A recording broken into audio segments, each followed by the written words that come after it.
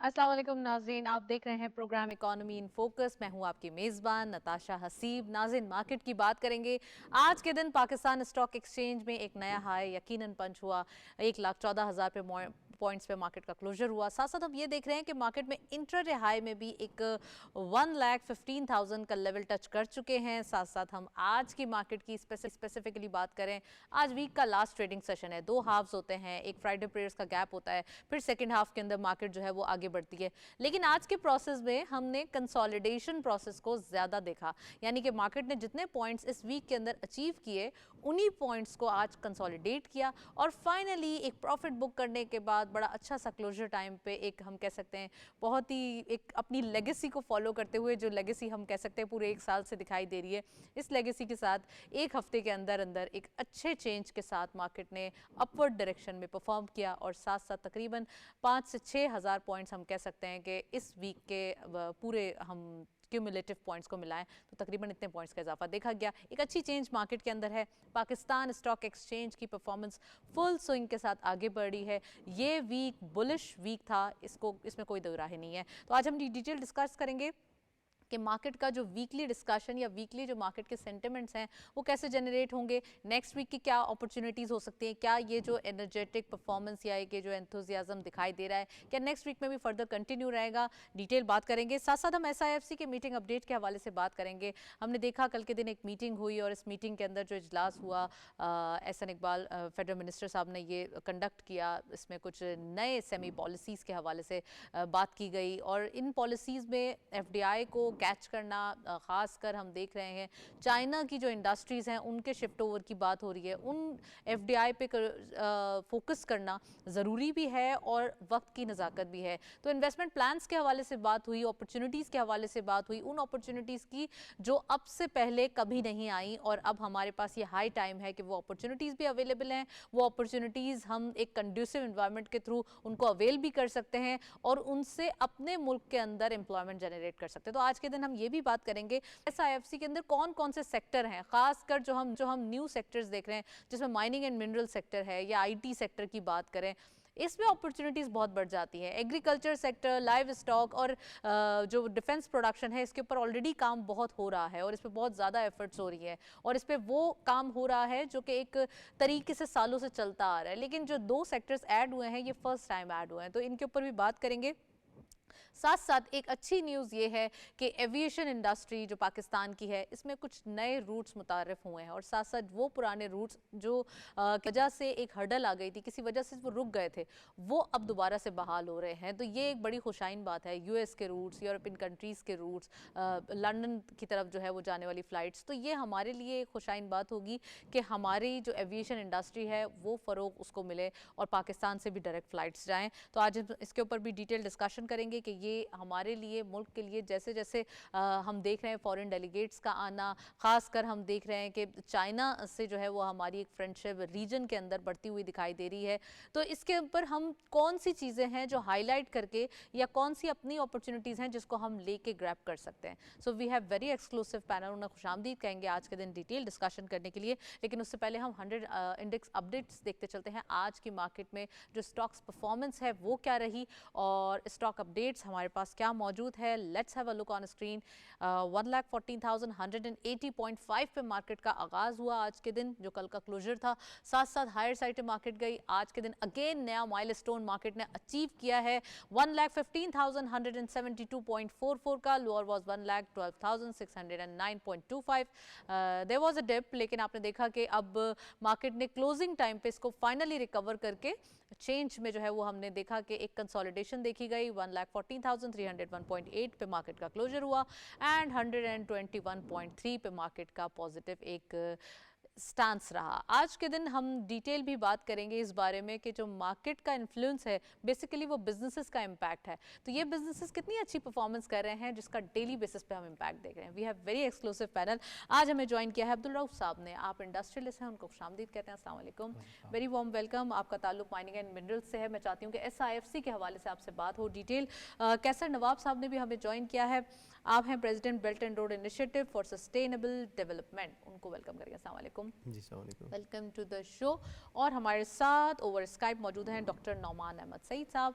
आप बिजनेसमैन भी हैं और आईटी की आपकी एक्सपर्टीज़ बहुत ज़्यादा है, तो मैं उनसे आईटी के हवाले से एसआईएफसी के अंदर जो डिटेल्ड एक आईटी के प्लेटफॉर्म को ज़्यादा हम कह सकते हैं फ़रोग दिया जा रहा है, उसके बारे में बात करेंगे। मैं अब्दुल रऊफ साहब से पूछना चाहूँगी, very warm welcome all of you first of all. Abdul Rauf साहब, एक तरफ हम एसआईएफसी के एफर्ट्स देख रहे हैं, इसकी जो एक हम कहते हैं ना कि बैक टू बैक मीटिंग्स होती हैं, कुछ फॉलोअप्स होते हैं, जब एमओयू साइन हो जाते हैं तो उनके फॉलोअप्स होते हैं। तो आजकल आपको क्या दिखाई दे रहा है एसआईएफसी के थ्रू जो हम एफर्ट्स देख रहे हैं और फिर उसके बाद जो इससे अपॉर्चुनिटीज़ ग्रैब हो रही हैं, खासकर investment point of view? Thank you very much for the invitation. SIFC के हवाले से मैं ये कहना चाहूँगा कि देखिए, बहुत कम टाइम में उन्होंने बहुत ज़्यादा अचीव किया।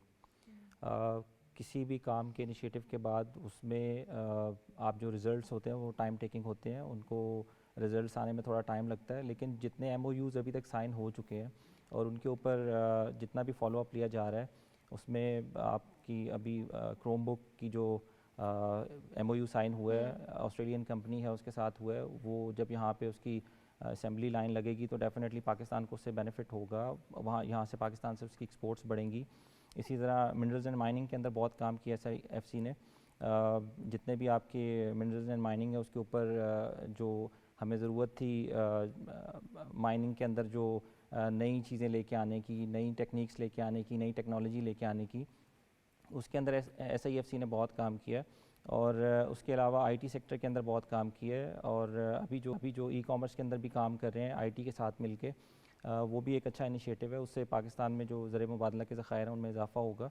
और जितने भी एमओयू साइन हुए हैं और उनके साथ जो फॉलोअप इनका चल रहा है, उसको हम देख रहे हैं कि वो बहुत अच्छे से वो कर रहे हैं। और चीज़ों के अंदर जो है वो आपको ग्रोथ नज़र आ रही है कि चीज़ें जो हैं वो आपकी आप जो अचीव करना चाह रहे हैं वो चीज़ें अचीव होने जा रही हैं आपकी।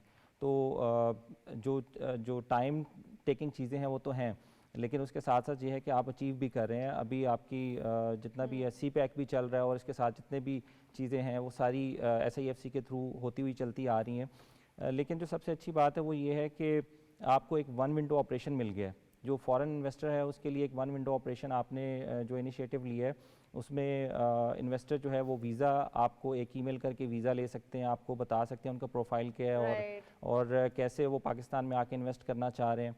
तो ये सारी चीज़ें जो है वो एक इन्वेस्टर के लिए बहुत इंपॉर्टेंट थी, जो पहले नहीं थी। और ये एसआईएफसी के प्लेटफॉर्म से हो रही है? जी बिल्कुल, एसआईएफसी के प्लेटफॉर्म से ही हो रही हैं। और इससे पहले ऐसा नहीं था, बल्कि इससे पहले ये था कि फॉरेन इन्वेस्टर ढूंढता था कि किस जगह पे जाके हमें अपनी जो एप्लीकेशन है वो सबमिट करनी पड़ेगी और कैसे ये सारी चीज़ें होंगी।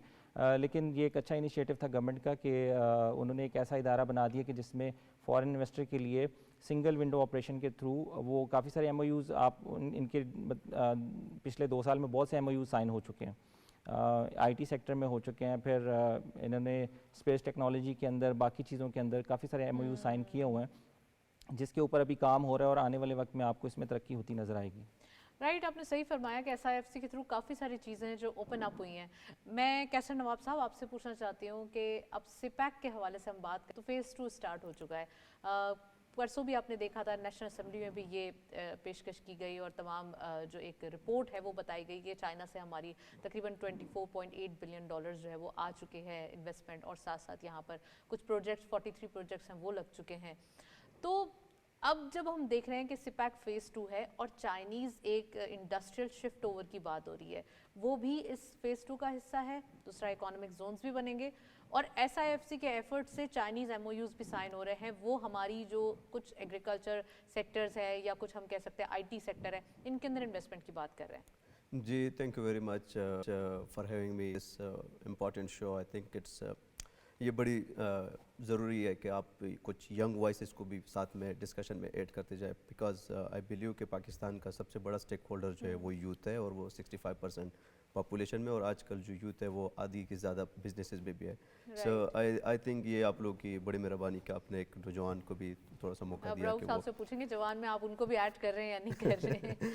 जी, तो जैसा कि आपने बताया सीपैक, आई थिंक ये भी बड़ी इम्पॉर्टेंट और एक बहुत खुशनुमा है कि आप स्टॉक एक्सचेंज की हम खुशी मना रहे हैं, बिकॉज ये एक ना सिर्फ अभी की अचीवमेंट है, but it actually encouraging other businessman as well, और ये लोगों के अंदर एक पॉजिटिविटी पिलाती है, और इसमें जो है वो काफ़ी अदर बिजनेसेस भी एक्टिव हो जाते हैं। और इवन के अगर आप फॉरेन बिजनेसेस की भी बात करते हैं तो वो इन्वेस्टर्स सीपेक के अलावा मैं थोड़ा सा कवर करूँगा कि उनके अलावा भी जो है लोग आने की कोशिश करते हैं, क्योंकि वो आपकी पॉजिटिव न्यूज़ देखते हैं, आपका पॉजिटिव इमेज देखते हैं, और जो स्टेटिस्टिक वाले लोग हैं वो स्टॉक एक्सचेंज को फॉलो करते हैं और वो बिजनेसेस को तब प्रमोट करते हैं जब वहाँ पे कोई एक अच्छी एक रिज़ल्ट नज़र आए। तो आई थिंक हमें बड़ी खुशी होती है, आल्दो मैं तो अभी थोड़ा सा कोशिश कर रहा हूँ कि बिज़नेस सीखूँ, बट हमें भी खुशी होती है कि एक काफ़ी अच्छा जो है वो माहौल बन गया है, और स्पेशली सिपेक फ़ेज़ 2 की वजह से भी काफ़ी इसमें जो है वो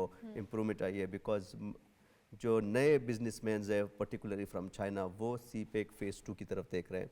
फ़ेज़ 1 हमने देखा, उसमें भी काफ़ी चीज़ें हुई, मुश्किल हालात भी थे और बड़े अच्छी अचीवमेंट्स भी आई, कुछ ऐसी चीज़ें जो जिसको इम्प्रूव करने की भी ज़रूरत है, बट आई थिंक काफ़ी चीज़ें जो है वो अच्छी हुई। SFIC का भी मैंने खुद भी SIFC, हाँ। जी स्पेशल फैसिलिटेशन इन्वेस्टमेंट काउंसिल जो है उसमें मेरी अपनी भी एक आध दफ़ा वहाँ लोगों से मुलाकात भी हुई है, वहाँ पे देखा, और पर्सनल एक्सपीरियंस ये है कि वो एक ऐसा प्लेटफॉर्म है जहाँ पे अगर इन्वेस्टर को डायरेक्ट कराया जाए और उस रूट के थ्रू अगर इन्वेस्टर, स्पेशली वो इन्वेस्टर जो बाहर का है, यहाँ का इन्वेस्टर जो है वो फिर भी माहौल के साथ आदी हो चुका है, लेकिन बाहर का इन्वेस्टर यहाँ डिफरेंट कल्चर है पाकिस्तान का, बिजनेस का, ब्यूरोक्रेसी का, पॉलिटिकल सेटअप का, तो उसमें अगर ऐसा एक ये जो SFIC बनी है वहाँ तक एक दफ़ा डायरेक्ट हो जाए तो जो इन्वेस्टर होता है उसके पास काफ़ी कॉन्फिडेंस आ जाता है, और जब उसके साथ कॉन्फिडेंस आता है बिकॉज वहाँ चीज़ें स्पीड अप होती है, वहाँ चीज़ें एनालाइज होती है, वहाँ चीज़ों से एक उम्मीद होती है कि उसमें होगा। तो राइट। सीपेक फ़ेज़ 2 में भी इसी का ही एक हिस्सा है इस SFIC की एफर्ट्स का, जिसकी वजह से इंडस्ट्रियल शिफ्ट और ये बाकी राइट। बातें जो है वो आ रही कैसर है साहब, बिल्कुल सही फरमाया आपने। SIFC के थ्रू हम काफ़ी चीज़ें हैं जो एफर्ट उस देख रहे हैं और उसके रिजल्ट्स इंप्लीमेंट होते हुए दिखाई दे रहे हैं। फाइनली हम उसके पर्क्स भी इंशाल्लाह ज़रूर देखेंगे। मैं डॉक्टर नुमान साहब से बात करना चाहती हूँ, आप स्काइप पे हमारे साथ मौजूद हैं। Very warm welcome doctor Numan साहब। SIFC के एफर्ट्स की ही बात हो रही है, अभी जो एक अपडेट मीटिंग हुई और फिर उसके बाद हमने ये देखा कि थोड़ा सा एक प्रोग्रेसिव चीज़ें आगे बढ़ती हुई दिखाई दे रही हैं इन IT sector, in mining and mineral sector. तो आपको क्या लगता है ये जो एक कॉन्टिन्यूस एफर्ट्स हैं और ख़ासकर जो अभी हमारे पास जो गवर्नमेंट की पॉलिसीज़ हैं जिसके नताइज हम देख रहे हैं, ये कितना ज़रूरी है और IT सेक्टर की क्या अपडेट आपको दिखाई दे रही है? बहुत बहुत शुक्रिया जी। अस्सलाम वालेकुम। देखिए, जो इम्पोर्टेंट बात यह है कि हमें सीखना चाहिए इस वक्त कि हम जो चीज़ें अच्छी चल रही हैं उससे फ़ायदा कैसे उठा सकते हैं। स्टॉक एक्सचेंज इस वक्त, जैसे आपने कहा कि एट इट्स हाईएस्ट पीक, तो हमें इस वक्त टेक्नोलॉजी के पॉइंट ऑफ व्यू से we can have a Pakistan technology fund, और बहुत सारा IPOs ऐसे जो पेंडिंग हैं या जो नहीं हुए हैं या जो हो सकते हैं, तो उन्हें कर लेना चाहिए, बिकॉज अभी मार्केट पीक पे है। तो उससे ये है कि आपको फंड रेज हो सकता है। जैसा कि आपने कहा कि CPEC में हमारे पास चाइनीज़ काफ़ी कोलैबोरेट कर रहे हैं, तो उस कोलैबोरेशन को यूज़ करते हुए हम इस तरफ भी ला सकते हैं कि जहाँ-जहाँ ज़रूरत है वहाँ-वहाँ एक फ़ंड क्रिएट किया जाए विद चाइनीज़ एसोसिएशन, एंड उसको और मज़ीद फॉरवर्ड किया जाए, ताकि ये एक ऐसा एरिया है जो मज़ीद इकोनॉमी को भी बूस्ट करेगा, जॉब क्रिएशन भी करेगा, एंड फर्दर इससे बिज़नेस भी बढ़ेगा और इन्वेस्टर्स कॉन्फिडेंस और ज़्यादा अच्छा हो जाएगा। लास्ट, उसके अलावा जो सेकंड पॉइंट है वो ये है कि जी, जो टेक्नोलॉजी का पॉइंट ऑफ व्यू है वो उस वक्त जो जो मेन हमारी चीज़ें होती हैं वो काफ़ी SIFC एड्रेस कर रहा है, कोशिश भी कर रहा है, लेकिन आपको पता है किसी के पास मैजिक वूंड तो है नहीं कि वो उसको घुमाए और सारी चीज़ें ठीक हो जाएं। तो सबको मिलके काम करना है अपने अपने। और जो अच्छी बात SIFC की इसके अंदर ये है कि वो आपसे खुद पॉइंट ऑफ व्यू मांग रहे हैं। अगर आपके पास कोई ऐसी चीज़ है जो आप करना चाहते हैं या आपके ज़हन में कोई ऐसा आइडिया है, तो उससे आप शेयर करें तो वो रिस्पॉन्ड करते हैं।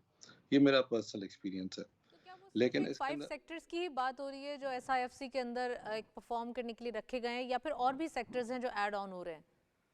जी, जी, जी। तो बेसिकली जो अच्छी देखें, इसका जो इनकी सक्सेस का रेशियो बढ़ क्यों रहा है?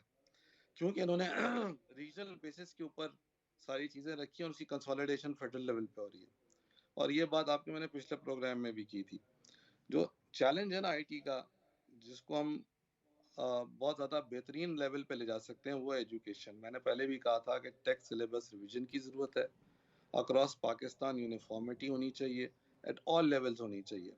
हम चाइनीज़ यूज़ कर सकते हैं, हम साउथ कोरियन यूज़ कर सकते हैं, हम और अपने फ्रेंडली कंट्रीज़ को यूज़ कर सकते हैं, और कुछ नहीं तो उनके टीचर्स बुला के यहाँ पे हम अपना सेटअप में रख के उनसे हम सारी चीज़ें ले सकते हैं, उनसे जॉइंट कोलैबोरेटिव यूनिवर्सिटीज़ खोल सकते हैं, ताकि जो है टेक्नोलॉजी को फ़ायदा मिले। सॉरी, आवाज़ शायद कट गई होगी। मेरा कहने का मकसद ये था कि ये जितने भी चाइनीज़ हैं या बाकी और हमारी फ्रेंडली कंट्रीज़ हैं, उनसे हम टीचर्स जी। और उनकी यूनिवर्सिटी कोलैबोरेशन करके लोकल यूनिवर्सिटीज़ के साथ एक हम ऐसा कंसोर्टियम बनाएँ, जिससे हम ना सिर्फ एजुकेशनल सिलेबस रिवाइज़ कर सकें, बल्कि ये है कि जो आने वाली बिल्कुल। टेक्नोलॉजी पे ट्रेन कर सकें। जो नॉर्मली राइट, हमारे चलें जी, डॉक्टर नुमान साहब, गुफ्तगू जारी है। मैं चाहती हूँ हमारे पास एक रिपोर्ट है एसआईएफसी के पॉइंट ऑफ व्यू से, आप उसे देखें, फिर वापस आते हैं ये जो एक अपडेट मीटिंग है इसके हवाले से। Just have a look on report. खुसूसी सरमायाकारी सहूलत कौंसिल SIFC का क़याम पाकिस्तान में सरमायाकारी को फ़रोग देने और मईशत को मुस्तहकम करने के लिए अमल में लाया गया। इसका बुनियादी मकसद गैर मुल्की सरमायाकारों को सहूलियात फराहम करना, सरमायाकारी के अमल को आसान बनाना और अहम शोबों में तरक्याती मंसूबों को तेज रफ्तारी से मुकम्मल करना है। SIFC ने वन विंडो ऑपरेशन मुतारिफ करवाया है ताकि सरमायाकारों को एक ही प्लेटफॉर्म पर तमाम जरूरी मंजूरियों तक रसाई दी जा सके। इसके तहत ज़राअत, तवानाई, मादनियात, IT और बुनियादी ढांचे के शोबों पर खुसूसी तवज्जो दी जा रही है। SIFC की एग्जीक्यूटिव कमेटी के 11वें इजलास में अहम शोबों और मंसूबों की पेशरफ्त का जामे जायजा लिया गया, जबकि पॉलिसी सतह पर मामला तेज करने की भी हिदायत जारी की गई। कमेटी ने आलमी कंसल्टेंट्स के जरिए वजारतों और महकमों को फराहम की जाने वाली मुशावरती मावनत की पेशरफ्त का भी जायजा लिया। इजलास में तमाम मुताल्लिका वजारतों को पेशरफ्त तेज करने के अहकामात दिए गए, जबकि मुताल्लिका शोबों के उमूर पर इत्तफाक राय और नई हिकमत अमली मुरतब की गई। SIFC की सहूलतकारी से मुल्क में सरमायाकारी के फरोग के लिए हुकूमती काविशें तेज करने पर भी इत्तफाक किया गया। अच्छा, इजलास का होना, उसका फॉलोअप मीटिंग्स होना, अपडेट्स लेना, ये भी एक हम कह सकते हैं बहुत नेसेसरी होता है। मैं अब्दुल रऊफ साहब मौजूद हैं, मैं उनसे पूछना चाहूँगी कि अब मैं थोड़ा स्पेसिफिक सेक्टर के हवाले से पूछना चाहती हूँ, खासकर माइनिंग एंड मिनरल। ये एक न्यू एडिशन है हमारे बिजनेस हब में या बिजनेस सर्कल में। तो क्या लगता है अब्दुल रऊफ साहब आपको कि एक तरफ SIFC के थ्रू इस प्लेटफॉर्म को एक यूटिलाइज भी किया गया है कि ये हमारे पास जो एक अपॉर्चुनिटी मौजूद है, हमारे पास इतने ज़्यादा ज़खायर मौजूद हैं और हमारे पास इतनी सारी जो है मिनरल्स मौजूद हैं, तो इसको कैसे एक तो एक्सप्लोर किया जाए। दूसरा ये कि इसके अंदर कोई जल्दी से नीडफुल चीज़ें हैं, वो प्रॉपर्ली उसको हाईलाइट करके इसे फ़ायदा लिया जाए। तो कैसे आप समझते हैं कि सिर्फ चाइना इसके अंदर सिर्फ इन नज़र आता है या और कंट्रीज़ भी हैं? देखिए, जो मिनरल्स हैं वो तो सब कंट्रीज़ उसमें इन है। आप ऑस्ट्रेलिया की बात कर लें, चाइना की बात कर लें, जिस मुल्क में भी, ब्राज़ील की बात कर लें, जिस मुल्क में भी मादनियात मौजूद हैं, सब उसमें इन है और सब ये चाहते हैं कि उससे वो जो है वो उसमें इन्वेस्टमेंट हो और उससे वो उनके मुल्क के जो ज़र मुबादला ज़खायर हैं वो बढ़ें। पाकिस्तान के अंदर भी बहुत सा पोटेंशियल मौजूद है, बेतहाशा मिनरल्स मौजूद हैं। 72 के करीब मिनरल्स जो हैं वो इन पेपर्स हैं कि मौजूद हैं और उसके अलावा एक्सप्लोर करने की ज़रूरत है हमें।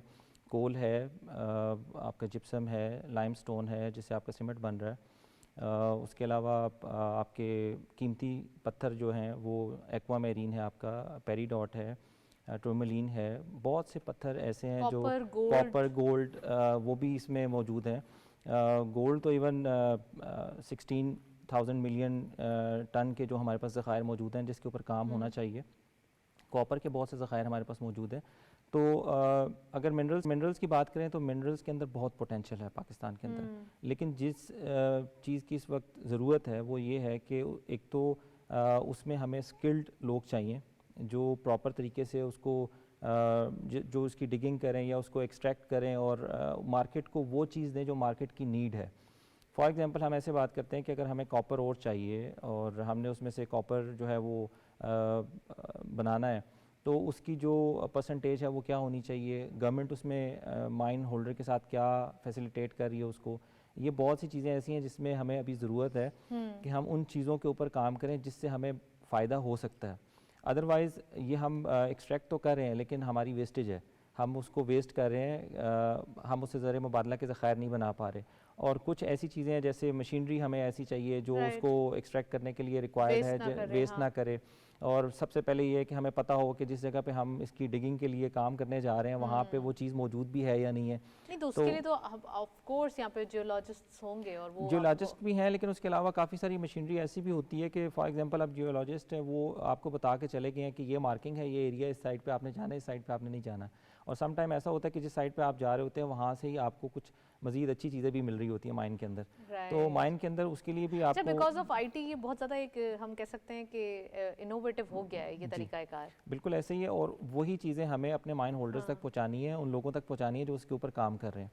और जब हम ये काम करेंगे, उनको उनकी ज़रूरत की चीज़ें पहुंचाएंगे और उनके साथ मिल के काम करेंगे, तो डेफिनेटली ये जो फ़ायदा होगा वो पूरे मुल्क के लिए होगा, पूरे मुल्क की आवाम के लिए होगा। बिल्कुल सही फरमाया आपने। कैसर नवाब साहब, आपसे ही पूछना चाहूँगी कि हमारे पर ऑप्शंस भी इतने सारे मौजूद हैं, हमारे पास SIFC के थ्रू अभी अपॉर्चुनिटीज़ आ रही हैं, हम देख रहे हैं कि इकोनॉमी के नंबर्स, खासकर स्टॉक मार्केट आपने देखी, या आप बात करें एक्सपोर्ट के नंबर, या आप बात करें रेमिटेंसेस के नंबर, हमारे पास तमाम चीज़ें एक इकोनॉमिक डायरेक्शन जो है वो एक अपवर्ड स्केल शो कर रहा है। डेली बेसिस पर हम चार्ट देखते हैं या कोई ना कोई ऐसी एक्टिविटी होती है जो एक अच्छी चीज़ का इंदिया दे रही है।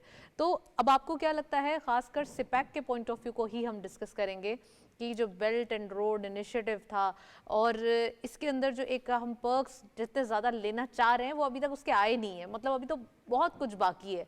तो क्या लगता है आपको, हम कब तक ये इंडस्ट्रियल शिफ्ट ओवर की बात करेंगे और किस स्पेसिफिक एरिया में, किस स्पेसिफिक प्रोविंस में ज़्यादा इंडस्ट्रियल शिफ्ट दिखाई दे रहा है आपको? जी, बेल्ट एंड रोड इनिशिएटिव तो एक बहुत बड़ा मल्टीलेटरल एक इनिशिएटिव है चाइना का, और उससे इवन वेस्ट भी परेशान है क्योंकि ये UN से भी मुझे लग रहा है कि ये एक बहुत बड़ा इनिशिएटिव और मल्टीलेटरल फोरम बनने जा रहा है। और वो उसमें तकरीबन इस वक्त अराउंड 150 कंट्रीज़ ने उसको ज्वाइन किया हुआ है, including some European countries as well. इस वक्त अगर आप देखेंगे चाइनीज़ का जो इम्पैक्ट है या उनका ग्रिप है इवन वेस्टर्न मार्केट में, उनके इलेक्ट्रिक व्हीकल्स आप देखेंगे उसके लिए ट्रम्प परेशान है, बाकी जो अमेरिकन बड़े जो इन्वेस्टर है रिन्यूएबल एनर्जीज में, या यूरोपियन की जो अपनी मार्केट्स है, जो गाड़ियाँ हैं जर्मन, वो बंद हो रही है लेकिन वो अपना मार्केट पकड़ रहे हैं। हमें एक्सप्लोर करना चाहिए बीइंग अ पाकिस्तानी, और फिर सीपेक जो उसका फ्लैगशिप प्रोजेक्ट था, यानी सबसे पहले प्रोजेक्ट में से था, और उसमें फिर हमारा जो है हम ऑल वेदर स्ट्रेटेजिक पार्टनर्स भी है, और वैसे भी उनके साथ चाइना हमारा नेबर है। I mean you can not choose your neighbour, I mean and you can not change your neighbour as well. So इस तो चाइना के साथ ऑफ कोर्स हमारी बहुत ज्यादा ब्रदरली ताल्लुकात हैं, बहुत अच्छे ताल्लुकात हैं, लेकिन ये अगर हम सिर्फ ब्रदर तक रखेंगे तो काम नहीं चलेगा, क्योंकि अभी जो ताल्लुकात है वो इकॉनमी बेस्ड ताल्लुकात है। और उन्होंने हमें एक अपॉर्चुनिटी दी। अब उस अपॉर्चुनिटी के जैसे नुमान साहब ने जो बताया पहले कि एक कंसोर्शियम बनाना चाहिए यूनिवर्सिटीज़ का, नॉलेज एक्सचेंज होना चाहिए। मैं आपको एक और थोड़ा सा एडिशन करूँगा हमारे भाई के उसमें कि उन्होंने मिनरल्स की डिफरेंट नाम बताए। मैं आपको बताता हूँ कि सबसे बड़ा मिनरल जो इस वक्त हमारे साथ है वो हमारे साथ मैन पावर है, और वो मैन पावर जो है वो यूथ है। और उस यूथ हम थोड़ी सी मेकअप शिकअप करके उनका उसको थोड़ा सा स्किल्स अपग्रेड करके हम इसी सीपेक में और बेल्ट एंड रोड इनिशिएटिव के प्रोजेक्ट्स अफ्रीका में, नाइजीरिया में अभी भी पाकिस्तानी कम कर रहे हैं, और चाइनीज़ जो कंपनीज या इन्वेस्टर्स है वो पाकिस्तानियों के साथ खुश भी है। एट द सेम टाइम अगर आप पिछले दिनों देखें सऊदीज़ बड़े डेलीगेशन आए थे, अब कतर की डेलीगेशन आ रही है, वहाँ पे भी सऊदीज़ में अभी 2034 में फीफा वर्ल्ड कप हो रहा है, उनके लिए बहुत बड़े स्टेडियम्स बनेंगे। वहाँ पे कंस्ट्रक्शन के लिए हमारे साथ उनका बड़ा अच्छा एक पुराना एक ताल्लुक है कि हम कहते हैं ये UAE भी हमने बनाया है, हमने कंस्ट्रक्शन की है। एक और चीज़ की तरफ भी मैं कोशिश करूँगा कि हम बेल्ट एंड रोड इनिशिएटिव में मॉडर्न जो अभी इकॉनमी के ज़रिए, फॉर एग्जांपल कार्बन क्रेडिट्स है, for example digital economy development है, AI आर्टिफिशियल इंटेलिजेंस है। अब तो हम ये जितने भी कपास उगाएंगे इससे तो ये कर्जे नहीं उतरने वाले। अब तो आप एक मोबाइल फ़ोन देखो फॉर एग्जांपल, नहीं कर्जे तो उतरेंगे, कपास की बात नहीं है, लेकिन बिल्कुल कर्जे उतरेंगे। मैं डॉक्टर नुमान सईद साहब से पूछना चाहूँगी। डॉक्टर साहब, IT के हवाले से जो एक्सपर्टीज़ की बात हो रही है, और IT के अंदर बड़ा पोटेंशियल मौजूद है। हमारे नेबरहुड में ही हमने देखा कि IT से बड़ा एक रेवोल्यूशन क्रिएट किया गया। ख़ासकर अगर हम बात करें कि सऊदी अरब की तो इतनी ज़्यादा पेट्रोल की हम कहेंगे एक्सपोर्ट नहीं है जितनी उन्होंने IT की कर ली है। हम भी अब कुछ ना कुछ करके दिखाने वाले जो कहते हैं ना हम एस्पेक्ट में आ चुके हैं। तो आईटी के हवाले से जो इस ईयर टारगेट रखा गया है कि हम तकरीबन $5 बिलियन जो है एक्सपोर्ट करेंगे, लास्ट ईयर $3 बिलियन की हुई है, तो आईटी के हवाले से क्या प्लान्स हैं और एसआईएफसी के साथ आप लोग कितने पुरुमीद हैं being an IT expert in IT business? सबसे पहले नताशा, मैं आपको मुबारकबाद इसलिए दूंगा कि जो नई पॉलिसी अप्रूव हुई है वन विंडो ऑपरेशन, अगर आपको याद हो तो हमारे प्रीवियस प्रोग्राम में और इससे पहले कई प्रोग्राम्स में हमने इस पर डिस्कशन की थी। तो सबसे पहली बात तो यह है कि अच्छी बात एसआईएफसी की है कि वो ऑलवेज ओपन फॉर सजेशन है। तो इसी लिहाज से टेक्नोलॉजी के हवाले से भी बहुत सारी इनिशिएटिव्स पर काम हो रहा है। बहुत सारी चीज़ों को कंसोलिडेट भी किया जा रहा है। जो हमारे इंटरनेट के चैलेंजेस हैं और जो बाकी चीज़ें हैं उनको भी एड्रेस करने की कोशिश की जा रही है। सो लिहाजा मैंने आपको कहा ना कि इस वक्त जो हमारे पास जो स्ट्रेटेजिक एडवांटेज है वो ये है कि हमने अभी याद रखें कि टेक्नोलॉजी भी अभी भी इन्फेंसी स्टेज में है। अभी हमने शुरू किया है। It's like a baby which has just started crawling. तो ये भाग सकता है, ये सबको पता है। और दुनिया के अंदर जो भी मुल्क तरक्की कर रहा है वो आईटी बेस्ड तरक्की ही है। लास्ट टाइम भी हमने डिस्कस किया था कि जो top 10 richest people in the world हैं उनमें से 70% जो है वो आईटी बिजनेस ओनर्स हैं। सो ट्रू हमें इस ट्रू। वक्त जरूरत है, जो एसआईएफसी मजीद इस पे काम कर रही होगी और कर रही है, वो यही है कि आईटी कंपनीज को आपस में कोलैबोरेट करवाए और उसका लेवल रेस करते हुए उसको इस लेवल पे ले जाए कि वो तो आप समझ रहे हैं इंटरनेशनली। जो इंटरनेशनल आईटी कंपनीज हैं उसके साथ कोलैबोरेशन होना चाहिए? नहीं, मैं ये कह रहा हूँ कि सबसे पहले जो आपकी लोकल कंपनीज हैं उनको कंसोलिडेट करके ओके। आपको लिस्टिंग चाहिए, हाँ, नंबर वन। नंबर टू ये है कि जैसे यूनाइटेड वी रूल आप, डिवाइडेड वी फॉल, ये फॉर्मूला आप चाह रहे हैं? जी हाँ, मैं चाह रहा हूँ यूनाइट, यस। देखें, individually we are one drop, together we are an ocean. And this is the way, that is the success of SIFC, because they are just trying to collaborate with everyone and they are integrating the unit step by step. Obviously वो भी हमारे पास man power इस level के ऊपर जो है strategic level के ऊपर वो बहुत ज़्यादा अवेलेबल नहीं है, लेकिन उसके बावजूद आपको देखें प्रोग्रेस नज़र आ रही है। लेकिन अगर हम सारे मिलकर काम करेंगे तो इससे रिजल्ट और बेहतर होगा। जो मैं एजुकेशन की बार बार बात करता हूँ वो ये देखें, ये ग्रास रूट्स हैं। जब तक आपकी फाउंडेशन और पिलर स्ट्रांग होंगे, आपकी इमारत बढ़ती चली जाएगी, आपकी मंजिलें बढ़ती चली जाएंगी, आपका काम बढ़ता चला जाएगा। तो हमें अभी भी हम काफ़ी पीछे हैं इसमें। हमें अब बहुत आगे जाना है। हमें अच्छा, आप आराम हमें फ्रीलांसर्स जो खासकर जो अभी इतना ज़्यादा उनको नहीं आइडिया कि वो एसआईएफसी से कैसे कांटेक्ट करें या एसआईएफसी के प्लेटफॉर्म को कैसे यूटिलाइज करें, तो उन फ्रीलांसर्स को क्या मैसेज देंगे कि आईटी के हवाले से SIFC is the good idea, आप इस प्लेटफॉर्म पे आएँ, इस अम्ब्रेला में आएँ? नहीं, ऑलरेडी काफ़ी लोग एंगेज हैं। उनकी वेबसाइट बड़ी ओपन है, उनके प्रोविंशियल ऑफिसेज हैं, हर सूबे में इनका ऑफिस है। हर सूबे के ऑफिस में जो है आप जा सकते हैं। उधर और ऑनलाइन भी आप उनको ईमेल कर सकते हैं, फ़ौरन रिस्पॉन्ड करते हैं, अपना फ़ोन नंबर छोड़ दें। कुछ उन्होंने व्हाट्सएप ग्रुप्स क्रिएट किए हुए हैं और फ्रीलांसर्स के ऊपर तो उनका स्पेशल एम्फेसिस है, बिकॉज उन्हें पता है कि यहाँ से हम अपनी ग्रोथ को जो है वो डबल कर सकते हैं। राइट। उसके अलावा ये है कि आप ये देखें कि जो टारगेट की आपने बात की, आईटी का टारगेट जो है वो हम अचीव इसलिए कर लेंगे, उसकी वजह यह है कि आप देखें क्वार्टर टू क्वार्टर भी अगर आप देखें तो हमारी ग्रोथ बढ़ती जाए। मगर जो ख्वाब है वो ये ख्वाब नहीं है। प्राइम मिनिस्टर साहब का भी ये नहीं है और बाकी हुकूमत में जितने भी लोग हैं उनका भी नहीं है। उनको सबको पता है कि हम जिनसे compete कर रहे हैं वो 100+ हैं और हम 5 पे। तो this means that we still have a room of 95%। तो बेसिक बात जहाँ पर आके रुकती है ना वो ये है कि अब ऐसा होना चाहिए कि जो पॉलिसीज अच्छी चल रही हैं उसमें कंसिस्टेंट, गवर्नमेंट या लोगों के policy change, this will write, further consistent address. Policies के हवाले से बात किए डॉक्टर नुमान साहब। गुफ्तगू जो है एक ब्रेक की जाने चाहेंगे, फिर वापस आएंगे, यहीं से आगाज करेंगे, कंटिन्यू करेंगे।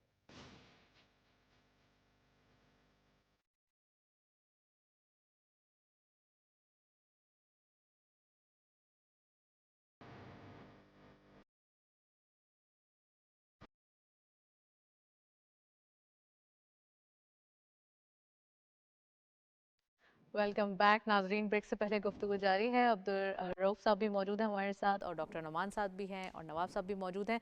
मैं डिस्कशन करने से पहले कमोडिटी अपडेट्स बताना चाहूँगी आपको कि आज की जो इंटरनेशनल कमोडिटी अपडेट्स हैं और लोकल मार्केट में जो गोल्ड कमोडिटीज़ के अपडेट्स हैं वो हमारे पास क्या मौजूद हैं। Let's have a look on screens. जी, गोल्ड की पर तोला प्राइस हमारे पास मौजूद है 2,79,670 रुपीज़। आज की लोकल मार्केट में गोल्ड के प्राइसेस आप देख रहे हैं। गोल्ड पर 10 ग्राम 2,40,026 रुपीज़ आज की। अगेन लोकल मार्केट में ये जो है वो अपडेट है, थोड़ी सी डाउनवर्ड ट्रेंड शो कर रहा है। कल हमने देखा था एक अपर डायरेक्शन देखी जा रही थी। इंटरनेशनल गोल्ड रेट पर आउंस 2,683.51 आज इंटरनेशनल भी एक ट्रेंड जो है वो डाउन साइड पे है। ऑयल WTI पर बैरल $70.52, ऑयल ब्रेंट क्रूड पर बैरल 73.9 पे आज जो है वो इंटरनेशनली ऑयल प्राइसेस में एक छोटा सा डिक्लाइन देखा जा रहा है। और इंटरनेशनली जितना डिक्लाइन होता है वही हमारे लिए एक सेफेस्ट एंड सिक्योरेस्ट जो एक हम कह सकते हैं कि इन्वायरमेंट है, ख़ासकर इन्फ्लेशन पॉइंट ऑफ व्यू से जनरेट करता है। लोकल मार्केट में भी फोर्टनाइटली विजिट होगा हमारे पास 15 तक ये अपडेट्स आ जाएंगे डीजल के प्राइसेस में और पेट्रोलियम प्राइसेस में कुछ पैसा की कमी, डीजल प्राइसेस में भी कुछ हम कह सकते हैं 3 रुपये से 4 रुपये के रिडक्शन की उम्मीद की जा सकती है। तो अब्दुल रऊफ साहब क्या कहेंगे? इंटरनेशनली थोड़ा सा हम कह रहे हैं कि इन्फ्लेशन डाउनवर्ड एक ट्रेंड शो कर रहा है, जो एक रिसेशन की सूरत हाल थी वो ख़त्म हो रही है, वॉर्स जो थे वो थोड़ी सी एक हम कह सकते हैं कि बंद होने की तरफ आ रही हैं, कुछ जो हैं वो जिसकी वजह से इंटरनेशनली ऑयल एक पंप अप हो रहा था लेकिन अब हमने देखा डाउन साइड है। तो अभी ट्रेंड क्या दिखाई दे रहा है? देखें, जब भी किसी भी मुल्क में कोई वॉर स्टार्ट होती है वहाँ पे उसका इम्पैक्ट पूरी दुनिया को फेस करना पड़ता है। कोविड आया, कोविड का इम्पैक्ट सारी दुनिया ने फेस किया। उसके बाद जितनी भी जंगें हुई उसका इम्पैक्ट सारी दुनिया ने फेस किया। उसी की वजह से आप देख रहे हैं कि इन्फ्लेशन बढ़ा है और वो जैसे जैसे उसमें कमी आएगी डेफिनेटली उसका इम्पैक्ट भी आएगा और इन्फ्लेशन कम होगी। और उसमें ये है कि दुनिया में अमन व अमान की सूरत हाल क्या है और लोग जो हैं किन किन मुल्कों में जाके इन्वेस्ट कर रहे हैं और कहाँ की क्या सूरत हाल है उस पर सब डिपेंड कर रहा होता है। तो जो पेट्रोल की प्राइसेस हैं या ऑयल की प्राइसेस हैं या मार्केट में गोल्ड की प्राइसेस हैं वो सारी इससे जुड़ी हुई हैं। तो जैसे जैसे इसमें कमी आएगी डेफिनेटली मार्केट जो है वो बेहतर होगी। और उसी तरह आप देखेंगे कि पूरी दुनिया में इंटरेस्ट रेट भी बढ़ गया था। जैसे जैसे हालात बेहतर हो रहे हैं, कोविड से निकल रहे हैं, कट हुए रेट, और पाकिस्तान में भी अभी बात हो रही है कि वो सिंगल डिजिट में जो है इंटरेस्ट रेट आ जाएगा। जैसे ही ये इंटरेस्ट रेट आपका सिंगल डिजिट में आएगा आप देखेंगे कि आपके मुल्क में भी इन्फ्लेशन काफ़ी कम हो जाएगी, क्योंकि आपके जो बिज़नेसेस हैं, जो मेजॉरिटी बिज़नेसेस हैं, बड़े बिज़नेसेस हैं, वो सारे आपके इसी से जुड़े हुए हैं। और जैसे जैसे इसमें कंज्यूमर फाइनेंसिंग भी कम हो गई थी ना इसकी वजह से, बैंक लोकली तो बहुत कम हो गई थी। बैंक्स जो हैं वो दोबारा इस साइड पे आ रहे हैं और इस पे काम हो रहा है और इसमें आने वाले वक्त में नज़र आ रहा है कि इसमें आप देखेंगे कि ग्रोथ होगी। और पिछले 1 साल में भी आपने देखा कि जिस तरीके से गवर्नमेंट ने इसको हैंडल किया, आपकी इकॉनमी को डॉलर को स्टेबल किया। कुछ चीज़ें ऐसी होती हैं जो शायद दिखने में वो बहुत छोटी सी लग रही होती हैं, लेकिन इसको कंट्रोल करना, आपकी जो डॉलर की जो आपकी स्मगलिंग हो रही थी आपकी, उसको रोकना और फिर उन सारी चीज़ों के ऊपर इनिशिएटिव लेके प्रॉपर तरीके से उसके ऊपर काम करना, उसको स्टेबल करना। सबसे इम्पॉर्टेंट ये होता है कि आपकी इकॉनमी स्टेबल हो जाए। जो आपने पिछले 2 साल में आपने देखा, 2 साल पहले आपने देखा कि अचानक से वो एकदम से डॉलर का जो रेट था वो ऊपर चला गया और आपको समझ नहीं आ रही थी कि दिन में रेट हो रहा है, सुबह के टाइम आप ब्रेड लेने ही चले जाएं तो आपका रेट डिफरेंट हो जाता था। तो वो चीज़ें काफ़ी कंट्रोल हो रही हैं और आने वाले वक्त में अगर यही स्टेबिलिटी रही और जैसे आप स्टॉक एक्सचेंज की बात करें कि एवरीडे जो आपको उसमें बूम नज़र आ रहा है, डेफिनेटली उसके पीछे एफर्ट्स हैं, गवर्नमेंट के एफर्ट्स हैं, SIFC के एफर्ट्स हैं, सब इदारे मिलके जब वो काम कर रहे हैं तो उसकी एफर्ट्स आपको स्टॉक एक्सचेंज में नज़र आ रही है। आपको इन्वेस्टर का जो उसमें इंटरेस्ट है वो नज़र आ रहा है कि हाँ सिक्योर हो रही हैं चीज़ें, तो इसीलिए इन्वेस्टर आपका आ रहा है। और यही चीज़ें जो हैं आपकी जो आपका लोकल इन्वेस्टर जब आपके ऊपर ट्रस्ट उसका बिल्ड हो जाता है और वो आपके साथ इन्वेस्टमेंट करना शुरू कर देता है, तो यही फॉरेन इन्वेस्टर्स को अट्रैक्ट करती है चीज़। तो इसी से आपके फॉरेन इन्वेस्टर्स भी आते हैं और ये SIFC के लिए भी बहुत अच्छी चीज़ है कि आपकी स्टॉक एक्सचेंज के ऊपर जाने से आपका फॉरेन इन्वेस्टर जो है उसके ऊपर आपको ज़्यादा मेहनत नहीं करनी पड़ेगी, बल्कि वो खुद से आपकी वो तरफ खुद आएंगे। से जी देखेगा कि आपके जी जो इंडिकेटर्स हैं वो क्या बता रहे हैं। कैसे आपसे पूछना चाहूँगी, आपने अपने दोनों कमेंट्स में यूथ का जिक्र किया कि यूथ अब बिजनेसेस में ज़्यादा तवज्जो ले रही है। यूथ अब चाहती है कि वो एंटरप्रेन्योरशिप करे, वो नहीं चाहती कि वो कोई जॉब सीकर बने या वो जॉब के ऊपर जो है रिलाय करे। हमने देखा है अब जो एक यूथ का जो ट्रेंड है या माइंडसेट है वो आईटी सेक्टर की जानिब ज़्यादा है, क्योंकि उनका एक वो गैजेट फ्रेंडली है। तो क्या लगता है, आप यूथ की नुमाइंदगी भी कर रहे हैं आप, तो आपको फील होता है कि यूथ जो है वो अब राइट ट्रैक पे है और साथ साथ उनको बिजनेसेस में क्या क्या करना चाहिए? आपने बिल्कुल राइटली कहा कि यूथ जो है वो अभी आईटी की तरफ और डिजिटल इकॉनमी की तरफ ज़्यादा जा रही है। आई थिंक 2023 में एक अफ्रीका की कंट्री का विज़िट किया, वहाँ के प्रेसिडेंट से मुलाकात हुई, तो उन्होंने कहा आपका नेक्स्ट एजेंडा क्या है अपने नेक्स्ट इलेक्शन में। तो उनमें से 5 में से उसने बताया कि जो 5th वाला मेरा पॉइंट है वो है चेंज ऑफ माइंडसेट। और फिर उस पर मैंने सोचा कि इससे क्या मतलब है कि चेंज ऑफ माइंडसेट। तो बता रहा था कि बेसिकली मैं इस नेशन का माइंडसेट को चेंज करना चाहता हूँ। अगर आप थोड़ा सा हमारी टाइम का देखेंगे तो वालिदैन या डॉक्टर बनना चाहती थी या इंजीनियर्स बनना जी चाहती जी थी बिल्कुल, या हाँ। पायलट हो या टीचर तक। उससे पहले ये बाकी IT expert, cyber security expert या ग्राफिक डिज़ाइनर एक्सपर्ट, ये चीज़ें मुझे नहीं थी।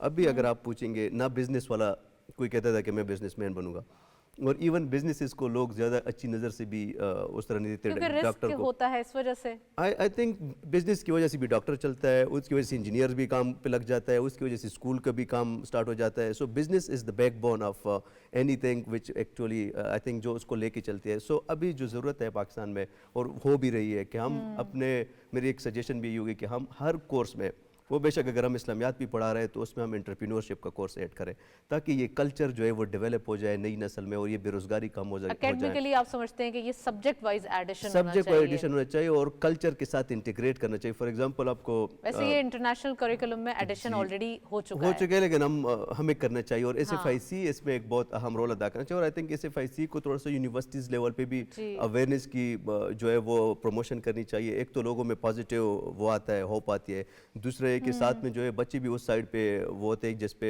आपका अच्छा वो होता है। और बिजनेसेस और एकेडेमिया का लिंकेज बड़ा ज़रूरी है कि ये बिजनेसमैन को यूनिवर्सिटीज़ में जाके बच्चों के साथ उनके आइडियाज़ पिक करके, काफ़ी चीज़ें हो रही है बट बड़ी सिटीज़ में हो रही है, इसको लोकेलिटीज़ में, रूरल एरियाज़ में, रूरल फार्मिंग में अब रूरल यूथ को बड़ा अच्छा आप केश कर सकते हैं एग्रीकल्चर की फील्ड्स में, मॉडर्न एग्रीकल्चर में, एक्वापोनिक है, ये मुख्तलिफ़ किस्म की नई चीज़ें अब आ रही है, कार्बन क्रेडिट्स को आप कैसे सिक्योर कर सकते हो, ये नॉलेज एक्सपेंड करना चाहिए, अवेयरनेस एक्सपेंड करना चाहिए और तभी हम दुनिया के साथ आगे जा सकें। आईटी के हवाले से बहुत पाकिस्तान का नौजवान बहुत बिल्कुल। माहिर है और पाकिस्तान का नौजवान आईटी में जो है वो दुनिया भर में जो है माना जाता है।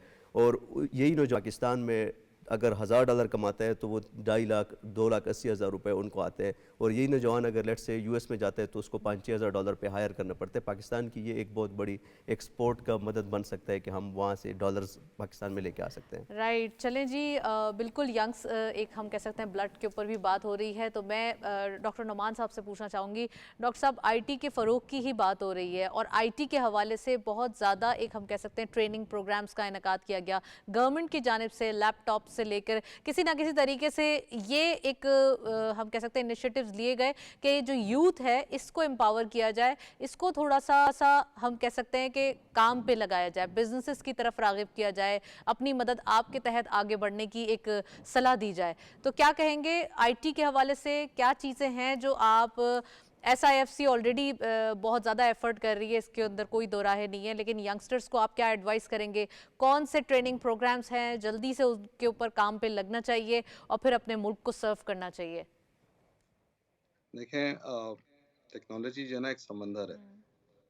मैं सिर्फ एक ही मशवरा दूंगा, ये सिर्फ सोच और आपकी पसंद की गेम है। अगर आपकी सोच और पसंद उस तरफ नहीं है तो आप बहुत ज़्यादा आगे नहीं जा सकते इसके अंदर। यानी तो कि जो पैशन और चीज़, प्रोफेशन एक होना चाहिए। जी, पैशन तो बहुत ही ज़रूरी है, किसी भी चीज़ के लिए पैशन ज़रूरी है। Without passion you can't move forward and it should be reflected in your personality and it should be reflected in your eyes. ठीक है, you should be firing all your gun, but then उसके अंदर ये है कि आपकी Perseverance भी चाहिए। तो अभी जो हम जिस स्टेज पे हैं उसको हमने आगे बढ़ाना है। आगे बढ़ाने के लिए जो माइलस्टोन्स हैं वो एसआईएफसी काफ़ी देखें, एसआईएफसी में पहले ही कह चुका ना, मैजिक वूड नहीं है, वो बेचारे कितना कर सकते हैं। तो सबको मिलके एकेडमिया को, हम इंडिविजुअल्स को, इंडस्ट्रीज को, बिजनेस ओनर्स को, हम सबको अपना कंट्रीब्यूशन देना पड़ेगा, तो मुल्क तरक्की करेगा। तो बिल्कुल बात सबको मिलकर आगे बढ़ना पड़ेगा।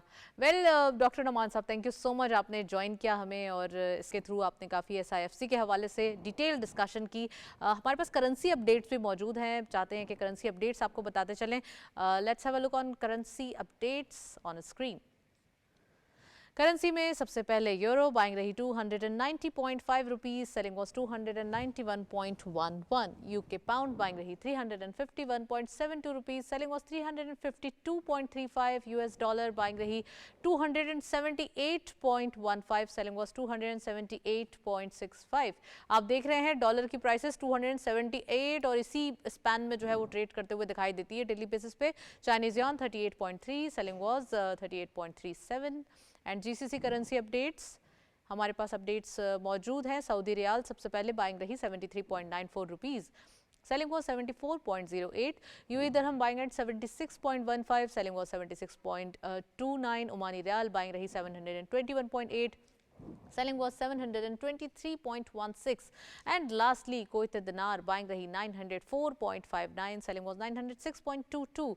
आज की जीसीसी करेंसी अपडेट्स आप देख रहे हैं। अब्दुल रऊफ साहब भी मौजूद हैं और हमारे साथ कैसर नवाब साहब भी मौजूद हैं। मैं अब्दुल रऊफ साहब लास्टली आपसे वन लाइन आंसर चाहूँगी। एक तो हमने अपॉर्चुनिटीज़ देखी इस वीक के अंदर, हमारे पास जो इन्वेस्टमेंट पॉइंट ऑफ व्यू से अपडेट्स हैं वो चाइनीज़ की भी जो एक इन्वेस्टमेंट है वो आ रही है। साथ साथ हम देख रहे हैं कि फॉरेन डेलीगेशंस बहुत आ रहे हैं, यानी कि जो एक गवर्नमेंट टू गवर्नमेंट एक बिजनेसेस होते थे, एक अब जो है वो B2B बिजनेसेस हो रहे हैं और बहुत ज़्यादा वो प्राइवेट जो हम कह सकते हैं सेक्टर की तरफ हो रहे हैं। तो वो आप हमारे व्यूअर्स को बताइए कि वो क्या अपडेट चल रही है अभी। देखिए पाकिस्तान में डिफरेंट डेलीगेशंस आ रहे हैं, मलेशिया से आ चुके हैं, फिर आपके वज़ीर आज़म अभी सऊदीया से भी होके आ चुके हैं और उसी में आपका एक लोन भी रोल ओवर हो चुका है। जी। तो ये जो आपकी डिफरेंट डेलीगेशंस का आना और आपका जाना, ये इस बात की अक्कासी करती है कि आपकी मईशत के ऊपर काम हो रहा है और आपकी जो मईशत है वो पॉजिटिव साइंस उसमें आना शुरू हो गए हैं। आपकी स्टॉक एक्सचेंज उसको बता रही है कि उसमें पॉजिटिव रुझान है और लोगों की इन्वेस्टमेंट आ रही है। तो मेरे ख्याल से ये एक अच्छा साइन है कि आप के साथ जो है B2B मीटिंग्स और G2G मीटिंग्स जो है उसका एक तसलसल शुरू हो गया और इंशाल्लाह आने वाले वक्त में जो है ये सारी चीज़ें आपके मुल्क के लिए, हमारे लिए बहुत अच्छी साबित होंगी। वेल अब्दुल रऊफ साहब, थैंक यू सो मच, आपने प्रोग्राम में ज्वाइन किया। कैसर नवाब साहब का बहुत बहुत शुक्रिया, आज आप तशरीफ़ लाए और डॉक्टर नमान भी हमारे साथ स्काइप पे मौजूद थे, उनका भी शुक्रिया। आज के दिन हमने डिटेल डिस्कशन की अबाउट ओवरऑल सेक्टर्स इसका SIFC के हवाले से और साथ साथ हम ये देख रहे हैं कि वो 5 सेक्टर्स के अलावा भी जो इन्वेस्टमेंट आ रही है, ख़ासकर हम कह सकते हैं कि गवादर के अंदर रिफाइनरी का जो एक लगना या फिर $12 बिलियन की इन्वेस्टमेंट सऊदी अरब की जानिब से आना, ये तमाम चीज़ें हैं जो पाइपलाइन में हैं और यकीनन इनके अच्छे पर्क्स हम देखेंगे आने वाले दिनों में। दैट्स इट, इसी नोट पे प्रोग्राम को वाइंड अप करते हैं। इजाज़त दीजिए, अल्लाह हाफ़िज़।